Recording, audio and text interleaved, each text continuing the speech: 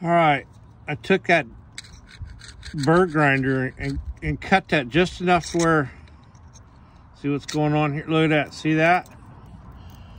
That's the old bearing housing.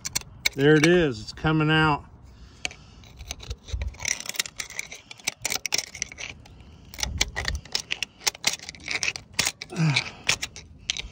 Anyway, I'll keep cleaning that. And then I'll take that flapper wheel grinder. Some of it come out. There's some more of it still right here. I'll take that flapper wheel grinder and polish that up. But that bearing only goes up in there so far and it stops. It wedges in there. This one goes up in there. I'm taking the outer housing, this part off of it because the entire bearing was gone.